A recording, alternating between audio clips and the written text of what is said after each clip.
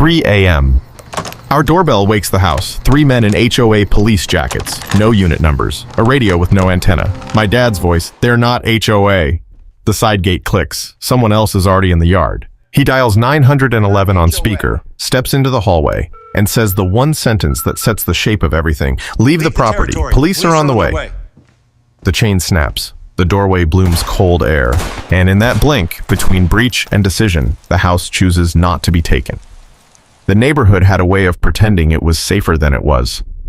Morning newsletters about lawn heights, friendly waves that never reached the eyes. An HOA that sent violations for leaving a trash can out 12 minutes past the pickup window. It all stacked up into a kind of performance. Fresh mulch, new paint, don't look past the hedges. Dad didn't care much for performances. He said the difference between a rule and a threat was who enforced it and how. He said it like a warning, but also like a prayer. On the night it happened, the air felt oddly thin, the way it does before a storm. We'd watched a late movie. Mom was at her sister's place 3 towns over for an early medical shift. I was halfway through an assignment I had no intention of finishing. Dad had fallen asleep in his chair with the TV on mute, hands folded over a paperback he'd never admit he was enjoying. The house hummed. The refrigerator, the thermostat, the wind slipping around the eaves. At 2:58 a.m., the doorbell camera sent a notification to both our phones.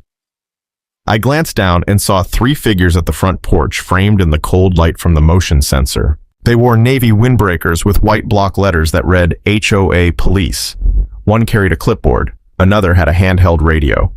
The third kept his hands in his pockets. I didn't wake Dad right away. The screen showed them exchanging looks. They were too heavy on the heels, shifting weight like people who didn't want to stand still. The one with the clipboard tried the door handle and gave up fast, like he didn't want to look like he'd tried. The doorbell chimed a second time. Dad's eyes opened and were instantly clear. He didn't startle the way people do. He never did. He slipped the paperback aside, muted the living room lamp, and watched the feed over my shoulder. "They're not HOA," he said. "HOAs don't have police." On the camera view, the letters on the jackets were slightly off-center, the stitching cheap, the reflective striping crooked. The radio had no antenna. The clipboard's papers were blank. The top sheet caught the light wrong, a slick shine with no ink. "Maybe it's a security contractor," I said, keeping my voice light because it felt like the right thing to do. "Security comes in marked vehicles," Dad said. His voice was calm enough to steady the room.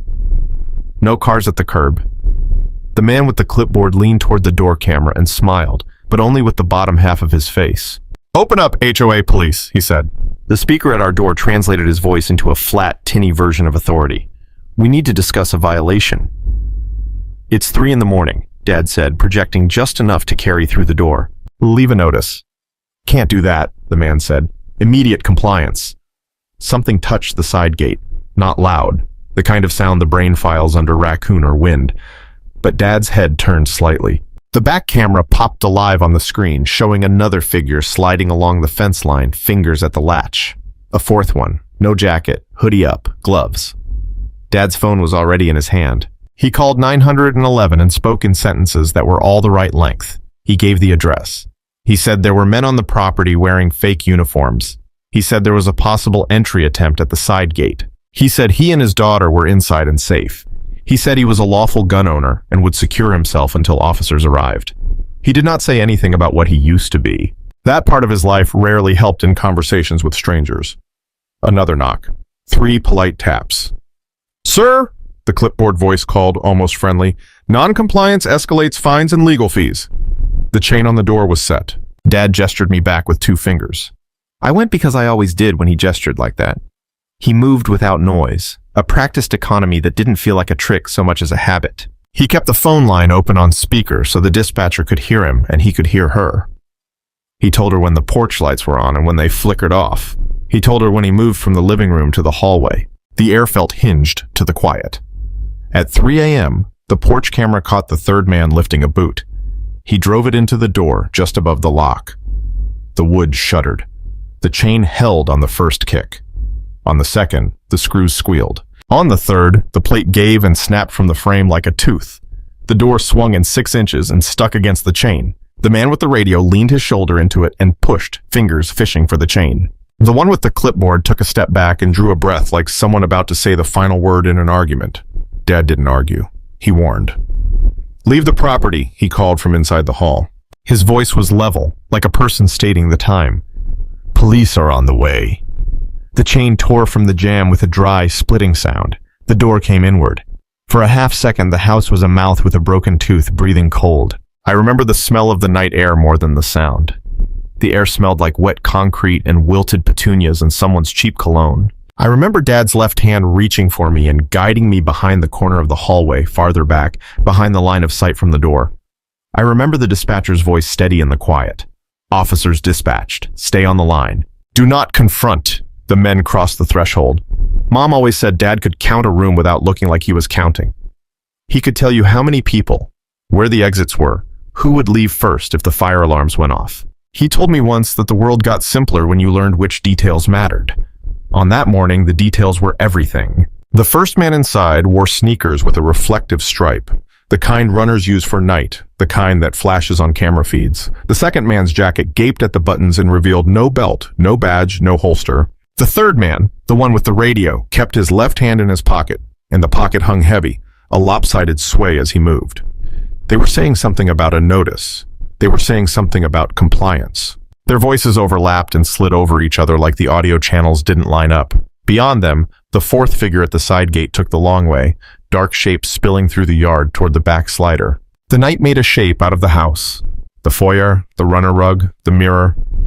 The mirror caught the porch light in the corner and threw a thin ribbon across the floor. Dad planted himself where the ribbon ended and kept his shoulders square and low.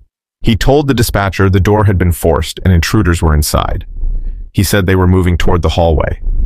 He said he would remain in place. He didn't shout. He didn't posture. He said one more time, "Leave the property." One of the men laughed, and it was wrong. Not mean, just wrong for the moment, too thin and uncertain, as if he'd never practiced it out loud.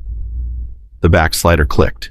It was a tiny sound, a mosquito landing on a glass. Dad glanced that way and then back. "I have a firearm," he announced for the recorder. "I am inside my home. They are advancing." I don't remember how loud the first shot was. I remember the light, a white stamp inside the dark, a camera flash going off in the bones. I ducked without meaning to. The man with the radio stumbled backward and fell against the jamb, knocking the door wider. Glass fell from the side light in a quick crystalline sigh. The man with the clipboard screamed, a sound with edges. He lurched for the door and then couldn't decide. He didn't understand that he had come into a house and the house had decided not to be taken. "Police en route," the dispatcher said. "Stay on the line." The second shot was farther apart from the first than my brain expected. It wasn't a flurry. It was punctuation. The third man swore, high and childish, and the three of them collided, trying to reverse, elbows in jackets, and the flapping edge of authority that meant nothing now that they were inside this specific rectangle of space and light. From the rear of the house, the slider came an inch off its track and then jammed, the way old doors do when they take offense. The figure in the backyard slammed once into the glass and then vanished left, the motion sensor tripping into a wash of white that made the yard look like a frozen photograph. "Go," Dad said, not to me but to the air, to the men, to the idea of them. "Now, out!" They went. One limped, one kept his head down and his hands up like he'd practiced that part, but not the rest. One paused just long enough to sweep the clipboard off the foyer table, as if the papers on it were their reason to be there, as if they could repair the story by keeping a prop. They tumbled across the porch and into the darkness toward a car that had been idling without headlights. The car snagged on the curb and then cleared it, tires chirping, a streak of dark that felt like a lie racing away. The porch camera caught pieces, license plate flaring unreadable from glare, bumper sticker half visible, an air freshener swinging from the mirror. Dad exhaled for the first time in a way I could hear. He set the firearm on the runner rug and stepped back from it, hands open. He called out in a voice anyone would recognize as harmless, a voice you use when approaching a skittish animal. He told the dispatcher he had fired. He told her the intruders had fled. He told her he would meet the officers at the door with empty hands. He told me to stay put until instructed otherwise. I stayed put. Sirens found the street from different directions and braided themselves together. A neighbor's porch light clicked on. Another neighbor peered through blinds. In the camera's corner, the roses looked ridiculous, blooming on schedule as if the morning were an ordinary one. The first officers on scene moved like water flowing into a cup that was shaped to receive it. Commands were clear and simple. Dad obeyed each in turn, hands visible, away from the firearm, step outside, kneel, palms on the head. He did it without argument, because argument would have confused the shape of things. They cleared the house. They found the shattered jamb, the torn chain, the glass in the side light. They found the scuffed marks at the side gate and the slider misseated on the track. They found the camera recordings and asked to preserve copies. They made space for the medics who peered at the red smears on the threshold and said the blood trail was shallow, likely from a graze. They taped off the porch and put their bodies between us and the last of the night. I watched the officers and thought of the jackets the men had worn and the word that separated them. Police, a word you can print on a thing without making it true. Sunlight arrived slowly, like news you don't know how to receive. The street took on a quiet that was different from the night quiet. A quiet that included lawn sprinklers and a couple of early dog walkers detouring around the patrol cars. The HOA president came in a pressed polo and a stunned expression, saying the word impersonation as if she needed to try it on before believing it fit. She said the board would put out a statement. She asked if there was anything the association could do, and then realized how inadequate the question sounded. Detectives took statements in the dining room at the long table we only used for holidays. Dad spoke the way he had on the phone. Simple, specific, spare. He said what he saw and what he did and what he believed was happening when he chose to act. He did not embellish. He did not perform. When they asked about training, he said he had enough to know what he could and couldn't do. When they asked if he'd been afraid, he said yes, and the room took a breath with him because it was the only reasonable answer. By midday, they had pulled camera footage from 3 houses, ours included. The neighbors had captured the car backing into the cul-de-sac, lights off. Another camera had caught 2 figures approaching our backyard fence, hoodies shadowing their faces. A license plate reader 2 intersections away had recorded a matching sedan at 2:39 a.m. with a plate that came back to a rental. It wasn't dramatic, the way the pieces clicked. It was administrative, a slow gravity that pulls events into the shape they were going to take anyway. 2 days later, a patrol car idled at the curb, while a plain sedan stopped at the corner, and the detectives came back to show us still frames. The men weren't local, they weren't residents. They'd hit a different development the week before, same costumes, same hour, fewer cameras. Clipboard guy had a misdemeanor record for fraud and a social media profile full of motivational quotes. Radio guy sold counterfeit tools at swap meets. The one in the backyard had a scar under his eye like a comma.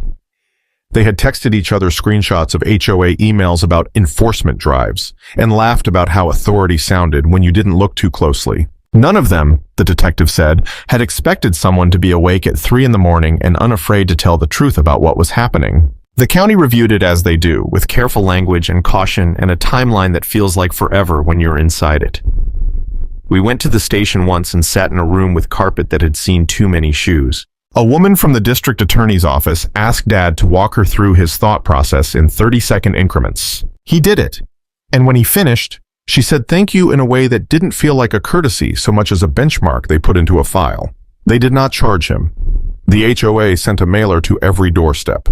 It said in large bold letters, "Our association does not employ police."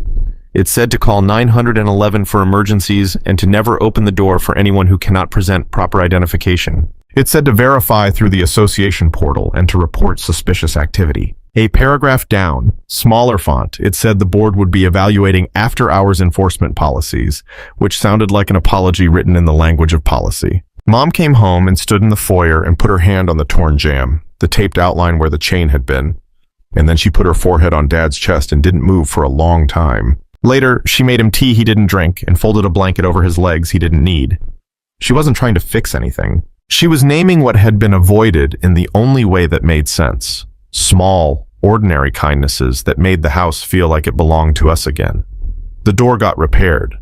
A locksmith installed a reinforced strike plate set deep into the framing. The slider got reseated and rolled smooth again.